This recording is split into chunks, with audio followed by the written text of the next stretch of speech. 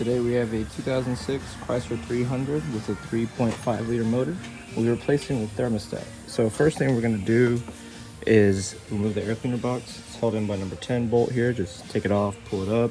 Obviously remove the belt clamp to the throttle body for the air trunk.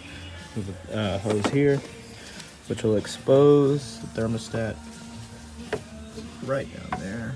You can see the hose to the bottom of the radiator and the thermostat housing right there. So the first thing I'm gonna do now is go ahead and remove that hose and just try to let some of the coolant drain out. But I'm gonna bend the hose back to prevent all of it from the radiator coming out.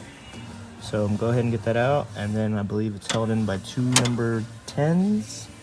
So we'll go ahead and get that done next.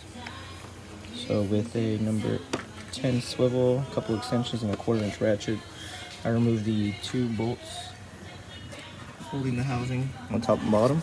Now there is a bottom hose right there attaching to the housing. You don't have to mess with that. You kind of can just wiggle this and you can see the thermostat as well as the gasket. So we're gonna go ahead and remove that and replace it.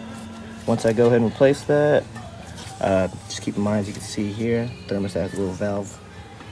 Sorry y'all, my camera cut out, but as you can see from this thermostat, the jiggle valve right there facing upwards, so just keep that in mind when placing that and putting a new one in. So I'm gonna go ahead and just slide this to the side and pull all this out and get ready to install the new one the exact same way that we took it out. So there you are, and then let's go ahead and get the new one installed. So I have my new thermostat here. Now just an FYI, it only sits in the housing one way with this part facing upward. So go ahead and just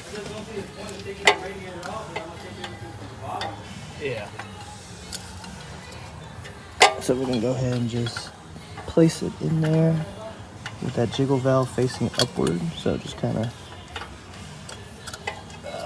slide it inward here and make room. I'm probably gonna need both my hands for this, but maybe not. We'll see. So slid it in and then just angle it into the housing. Like I said, it only goes one direction. So once I put that in there like so, boom, just like that, I'm gonna place the gasket directly on top of it and go ahead and thread my bolts in and get ready to torque it. So I have the new thermostat installed with the new gasket on the housing here. So as y'all seen before, I've done this video before differently. However, I tried it this way because someone commented saying that there's a way easier way to do it, and apparently I couldn't see any other easier way besides doing this. But even then, the way I did it before is actually about the same amount of time. So screw that guy. He either has very tiny hands or something, because this bottom bolt down here, even trying to put my hand through here to thread it in, is still kind of a nuisance. I literally spent like 10 minutes more trying to get that bottom bolt in.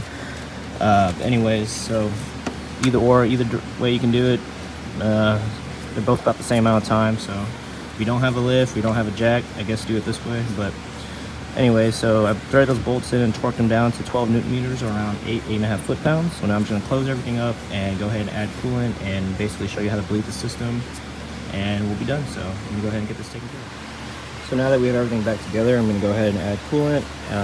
But when we're doing so, we have to bleed out the air. So with a 3/8 wrench or socket, you're gonna open this valve here pretty much all the way and just keep adding coolant to here until coolant comes out of here.